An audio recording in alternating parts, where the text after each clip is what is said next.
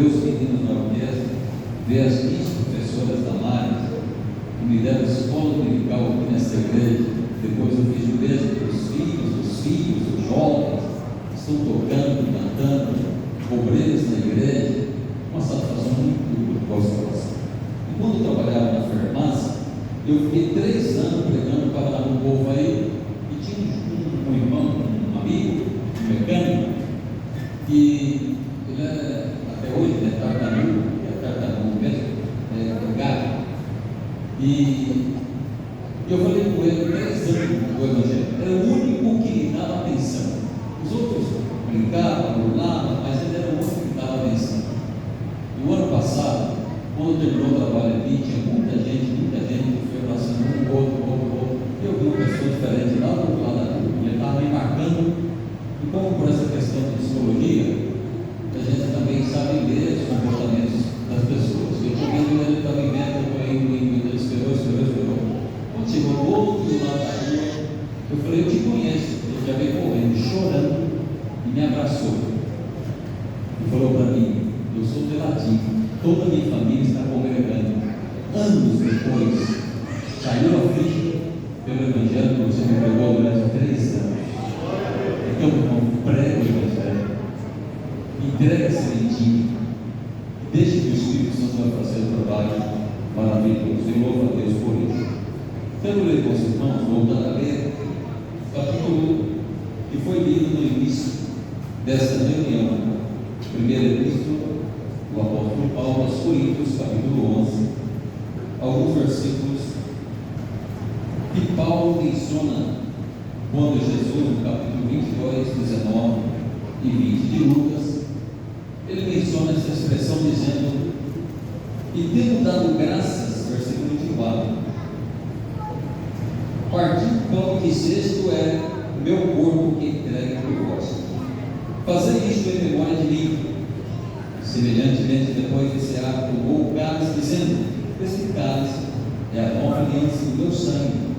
Fazer isto todas as vezes que beberdes em memória de mim. Pois todas as vezes que comerdes este pão e beberdes este cálice, anunciareis a morte do Senhor até que ele venha. É um texto tão maravilhoso e é um culto tão glorioso que nos leva a pensar da grandeza do amor da misericórdia de Deus que nos convida a participar da mesa. Quando participamos da mesa, significa que você e eu, nós seguimos na graça, estamos na graça, significa que o teu nome está escrito no livro da vida, você e ele. E isso para mim é maravilhoso. Sabe o que é o grandioso do meu coração? Eu digo para as pessoas que às vezes a alegria do mover do Espírito é maravilhoso, como eu escutava o pastor dizer outro dia, que os senhores provocam isso em nós, essa alegria, esse barulho pentecostal. Fazer cair fogo do céu, tem algumas pessoas que são profissionais e fazem. Isso não me surpreende para nada. Ter uma boa dicção, uma boa teologia, ou estudos e muitas outras coisas, é maravilhoso e nós não somos apologéticos à ignorância, senão que ensinamos de dentro de fazer. Mas tampouco isso me impressiona tanto. Sabe o que me impressiona muito, principalmente na comunidade que vivemos? É eu voltar todos os anos aqui e te encontrar outra vez sentado aí glorificando a Deus. Isso me impressiona. E 10 anos depois você ainda continua na fé. 20 anos depois você ainda continua dando glória a Deus nesse lugar. Isso me impressiona. Aleluia. Provoca alegria do Espírito Santo. O hino que nós estamos acompanhando é o Flávio. Provoca alegria do Espírito Santo. Glória ao Senhor. Quero transmitir para os irmãos, dentro de alguns minutos, a questão da palavra resiliência. Porque falar de Santa Ceia, temos que falar dessa palavra que é moda na atualidade meio dos psicólogos, mas não da teologia. Resiliência é a capacidade para adaptar-se nas situações adversas com resultados positivos. Resiliência é a capacidade de transformar algo negativo em algo positivo, e foi isso que Jesus fez por nós na cruz do Calvário. Mas para falar desse tema, que é muito maravilhoso, no capítulo, versículo que lemos juntos, temos que voltar lá no Antigo Testamento, quando se inaugurou a Páscoa judia. Porque quem inventou a Páscoa judia foi as tribos nômades. Existiam essas tribos porque elas eram menos desenvolvidas que as outras tribos, que eram chamadas as tribos sedentárias, a maioria delas em Canaã, que trabalhavam com agricultura, mas essas outras tribos que trabalhavam com gado, necessitavam inventar o que é a Páscoa judia. Por que digo? Porque eles têm que movimentar de um lado ao outro, buscando pastagem para os seus gados. Isto quando tinha muito inverno ou quando estava muito calor no verão. Andava de um lado ao outro como nômades, buscando pastagem. Resultado, com isto inauguraram, desenvolveram a questão da Páscoa, porque eles buscavam pastos da primavera. Digo isto porque quando iniciaram isto, se iniciou uma caminhada, ou seja, antes de sair da caminhada, matava-se um bezerro ou uma vaca, um cordeiro, derramava o sangue para entregar aos deuses daquele então, do povo da Mesopotâmia, que era o deus Anu, Marduk, Timat e outros mais, e derramava esse sangue e eles saíam atrás de pastagem. Que é importante dizer que quando derramavam esse sangue para essa divindade, eles davam início de uma caminhada da morte para a vida. Abandonavam então o pasto de morte pela seca e ia atrás de um pasto de vida que buscavam em outra parte.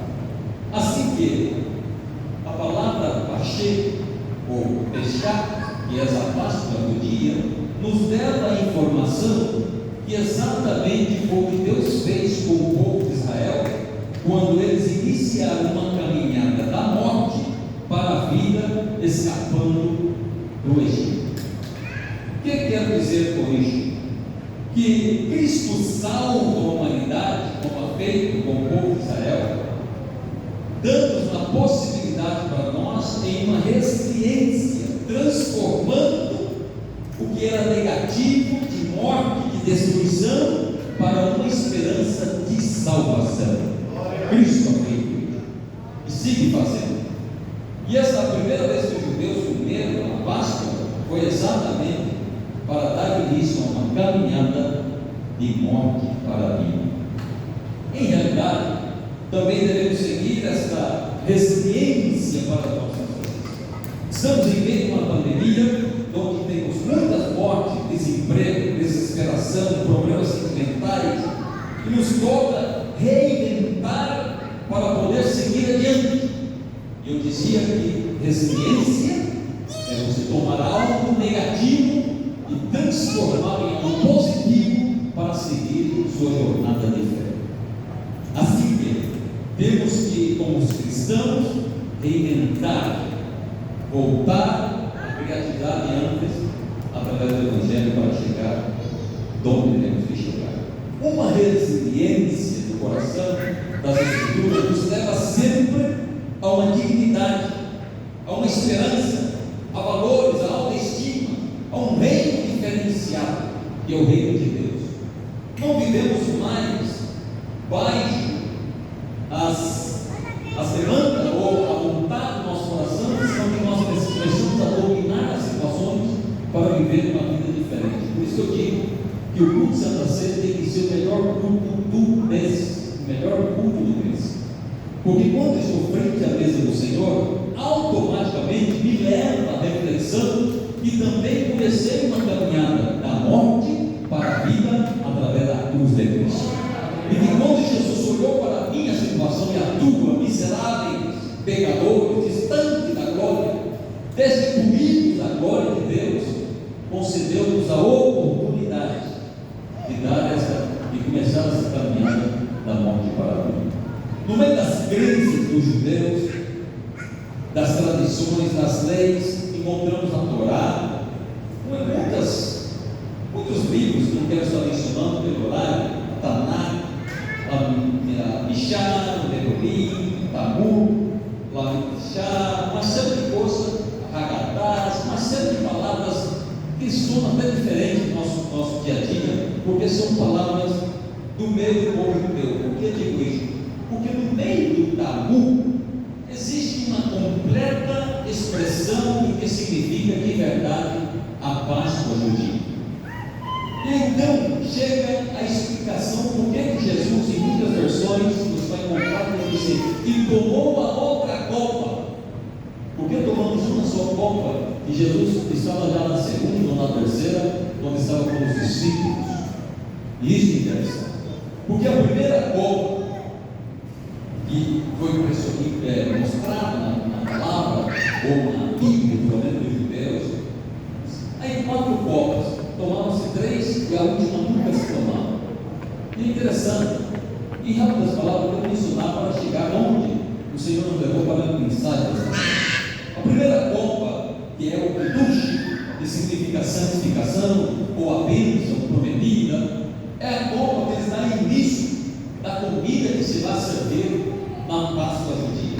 A segunda copa é uma copa interessante, onde eles começam a explicar, a mostrar tudo o que passou de uma situação histórica, uma história salvífica do povo judeu até chegar na pessoa de Jesus, e essa é a copa do Haggadah.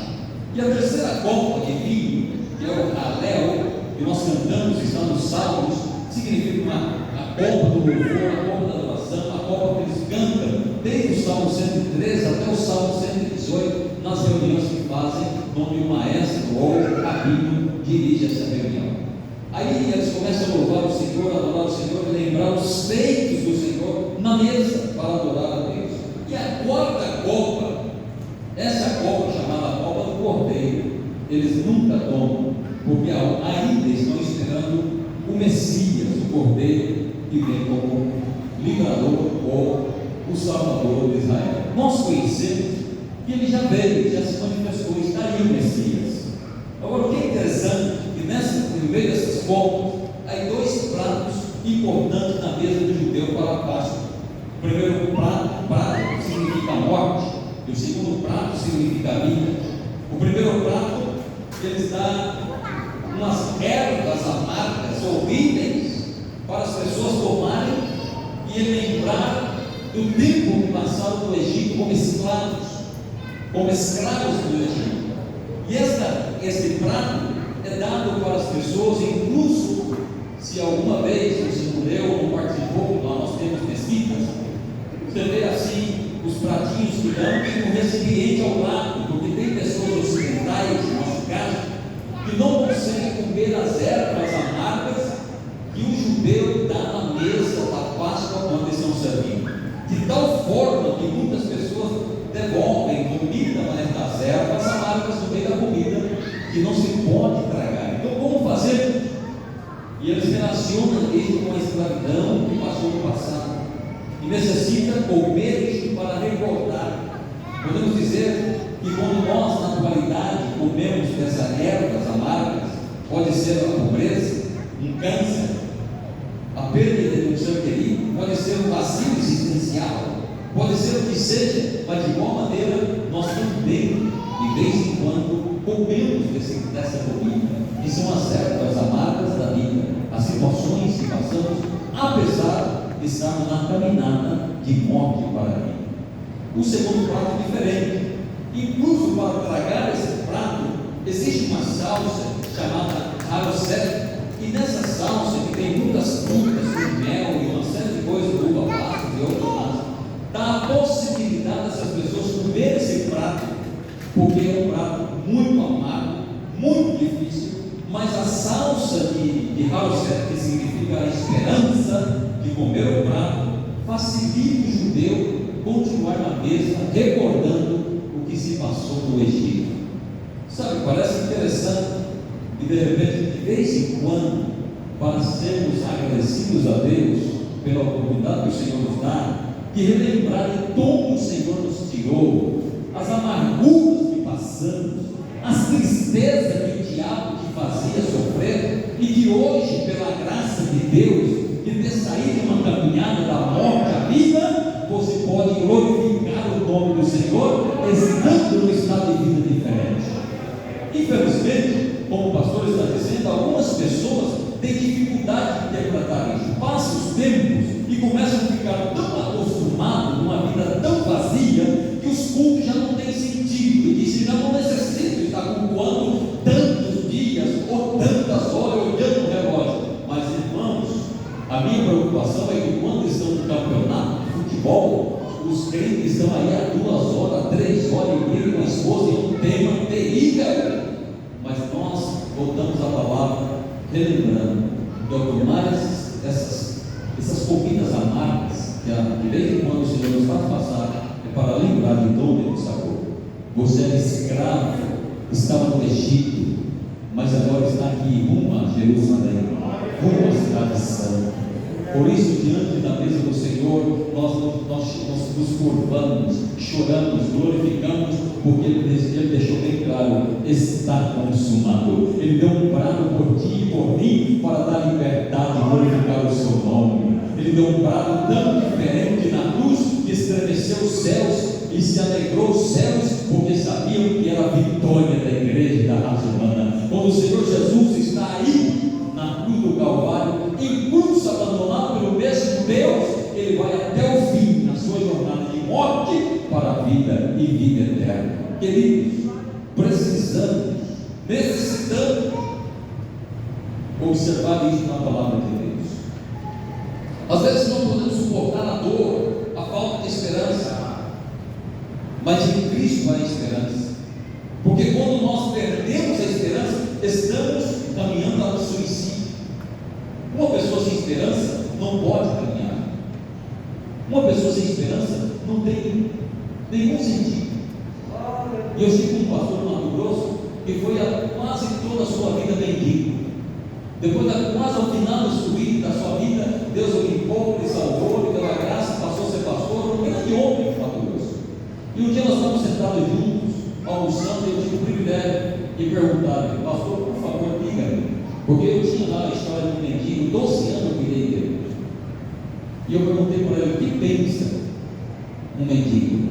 Por que vive assim? E ele parou de comer e ficou a boca e ele disse: não é o que pensa, senão a voz que escuta todas as manhãs. E aí minha curiosidade foi mais forte do que a da Márcia, que é a mulher. E eu disse: que é que respira todos os dias? E ele disse: uma voz aos ouvidos todos os dias, dizendo: para você já não há mais esperança, nenhuma esperança.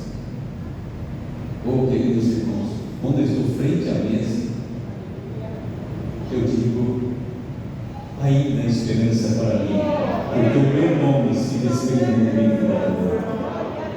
Eles voltaram felizes, os demônios, o fogo, a alegria, o poder, e o Senhor olhou: tudo isso está maravilhoso, eu tenho poder para vocês fazerem isso, mas se alegrem, porque os seus nomes estão escritos no livro da vida, na Jerusalém, dessa caminhada que saiu da morte para a vida. E aí vem então o Cordeiro Pascual, esse Cordeiro que significa exatamente essa caminhada, dessa própria morte para uma vida acompanhada dessas ervas amargas, dessas tristezas que você passa no caminhar. Mas isso é importante, é necessário para quem quer crescer. Você precisa passar por isso. Então o que significa? Que precisamos que sejamos felizes, porque somos livres, que sejamos jubilosos frente à mesa, porque o Senhor já batalhou por nós, já trabalhou por nós, já venceu por nós. Que essas ervas amargas que você passa a sentir de vez em quando na sua vida são coisas pequenas, insignificantes, frente ao que já está conquistado nos céus para a glória do Senhor. E quando Cristo se manifestou com a Santa Ceia, manifestou com essa Páscoa, no dia da Páscoa, um pensamento de resiliência. Ele diz: fazei isso em memória de mim. Memória, no grego, é mnemonos, ou memoriza. No espanhol ou português, é aquela expressão na tua mente, recordar alguma coisa. Mas a expressão que Jesus usou aqui, ele usou uma expressão muito maravilhosa, que não está na nossa língua. Ele usou uma expressão tão gostosa de dizer no hebraico, que é a capacidade de trazer do passado uma ação salvífica e unir a uma experiência de morte e de salvação. Quando Jesus está dizendo em memória de mim, ele está dizendo: eu quero que você volte com a sua mente no passado, veja a experiência salvífica que eu fiz na tua vida, une agora com a experiência que você tem de salvação e glorifique o meu nome em memória de mim. Isso que está querendo dizer por isso, que é maravilhoso. Essa memória é recordar para viver e para mudar constantemente.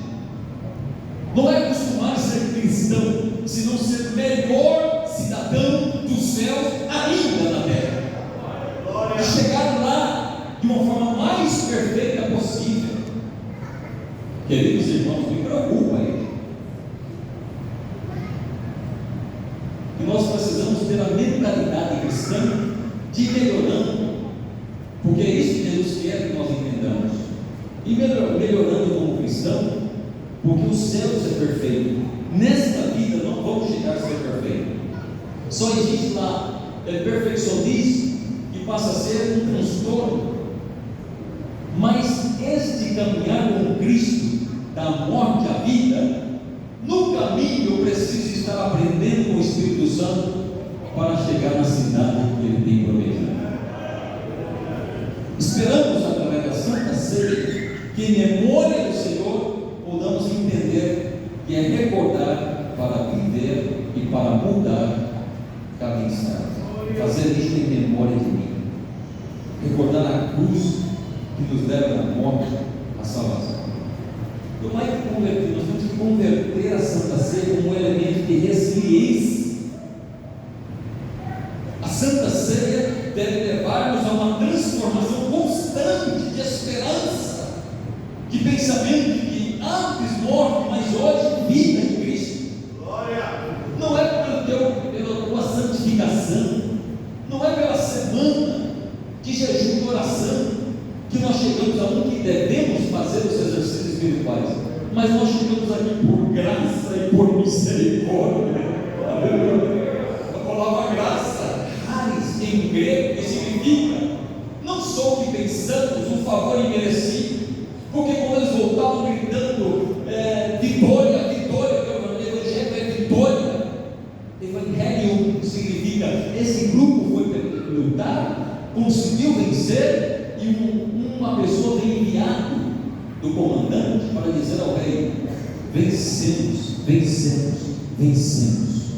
O rei reuniu o povo na praça, e quando chegava o exército, ele agarrava alguém que não tinha sangue azul, ele agarrava alguém que não era príncipe, e ele colocava ao seu lado, sentado na praça, porque era um dia de graça, um dia de favor imerecido. Isto Jesus fez por ti e por mim. Sem ser da família real, eu estou assentado em regiões celestiais para glorificar o nosso eterno Deus. Estava na morte, mas agora estou na vida, sentado em regiões celestiais. Te parece pouco?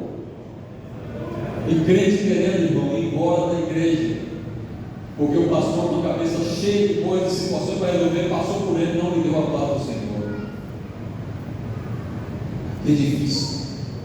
E não me dá o púlpito. O púlpito é o mundo. Predica lá na escola, predica na esquina, anuncia para um amigo teu todos os dias que Cristo foi salvado da morte à vida. Não necessita um púlpito para estar pregando, senão anunciar que Cristo viene, que Cristo vem, que Cristo vem.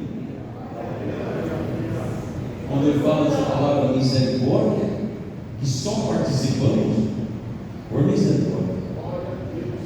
Por misericórdia. Tem um salão grande. No salão grande, para entrar, o rei tem que mostrar o cetro. Deus está no trono. Os soldados estavam lá na porta. Nunca você deveria sair dando as costas para o rei, senão encurvado. E sabe o que é a misericórdia? A misericórdia é o que Paulo nos ensinou, duas palavras compostas em uma palavra em latim, miserie, tua miséria, minha miséria, e cardia do grego, que é coração, ou seja, o coração de Deus trabalhando em favor da tua miséria. É Jesus Cristo no capítulo 5 de Romanos dizendo assim: Pai, recebe ele no salão grande, porque ele está vindo diante do trono da graça por misericórdia, não é pelas obras, não, porque Cristo te deu passagem eterna para chegar no trono da graça confiadamente. Se manifesta uma resiliência. Se eu pergunto aqui, a maioria dos crentes vai levantar a mão dizendo: eu tive essa oportunidade de viver uma situação que parece que não havia solução, e nós estávamos terrivelmente desgraçados, que eu comecei a ter raiva de Deus, olho da igreja, não queria ninguém e nada mais na minha vida. Mas de igual maneira você está aqui hoje, porque houve uma resiliência de algo negativo, Deus me mostrou positivo, que é o sangue do Cordeiro, que derrama para limpar e purificar todo o pecado, para você participar da mesa do Senhor. Oh, queridos irmãos, se preparem para participar da mesa. Se preparem. A mesa é muito séria. Estavam tão relaxados, e o apóstolo começou a falar assim: ó, quando vocês se reunirem, esperam um pelos outros, porque chegaram os ricos, traziam uma comida que era comida na mesa, e comiam todos, os outros ficavam lá. E Paulo ficou bravo com isso, mandou uma carta. Vocês sabem, nós temos 4 cartas enviadas para Corinto, 2 se perderam, e ele se arrepende muito e começa a pedir desculpas, porque foi muito bravo Paulo, por favor, meus irmãos. Por isso ele usa a expressão dizendo: esperam uns pelos outros, por desorganização, por discriminação. No meio dos crentes não pode ter, no meio da igreja do Senhor não pode existir isso. Quando nós viemos, ou quando estamos vindo para participar da mesa, temos que ter clarinho no nosso coração: houve uma resiliência. Eu estava na morte e se levantou Cristo por mim e me deu a oportunidade de chegar no culto para participar da mesa do Senhor. É um privilégio tão grande, tão maravilhoso. Isso é uma caminhada de morte para a vida. Temos que terminar, irmãos, e agora comece o meu sermão que eu havia escrito para pregar. Mas escute com esta última expressão da palavra, que é resiliência, é a capacidade de transformar algo negativo em positivo. E se passou alguma coisa contigo o ano passado, mesmo seus familiares, Jesus está dizendo assim: de igual maneira eu continuo aqui e você também está aqui, e que amanhã, se passar outra coisa na tua vida, eu tenho o mesmo poder para te levantar, te trazer aqui, e eu estarei aqui contigo. Que ao terminar a sua vida, eu tenho o poder de transformar a miséria humana, o corpo humano, em algo glorioso para você habitar comigo onde eu estou. Então, participar da mesa do Senhor é um privilégio. É uma alegria tão grande que você não deve se preocupar com o que aconteceu ontem, nem o que vai acontecer amanhã, se não viveu hoje. Não olhar o irmão ao seu lado, é uma comunhão íntima, particular, vertical e horizontal com a igreja. Assim que, queridos irmãos, Deus em Cristo conceda a cada um de nós a oportunidade de observar nas ervas amargas, mas saber que tem um prato de vida também, que o Evangelho é completo, que a alegria do Espírito é maravilhosa, e que a oportunidade que Deus dá é ímpar. Ninguém pode sentir o que um crente sente. Todos os líderes grandes do passado estão mortos, mas o teu Jesus está vivo à direita de Deus Pai. Servimos um líder vivo, um Deus vivo, um Senhor que tem resposta para as suas orações, que tem resposta para os seus problemas, e que pode trazer alegria no teu coração ainda ao participar da mesa do Senhor. Por costume, os pastores, desde o antigo tempo, diziam assim: se você crer pela fé, Jesus pode sanar, te curar. Lembra que nós estudamos muito isso? E eu câncer há 5 e 6 anos. Aleluia. Porque que Jesus ainda cura, é o sangue do Cordeiro libera dos pecados e que dá uma oportunidade de vida eterna para esse crente que está servindo o Senhor, que ainda acredita que ao participar do corpo de Cristo tem vida em Cristo, no sofrimento de Cristo, nos problemas que passamos na vida, mas que participar do vinho é a nova aliança firmada eternamente do Todo-Poderoso. Assim que Deus te abençoe. Você saiu nessa caminhada de morte para a vida e que o Senhor continue dando graças à sua igreja. Amém.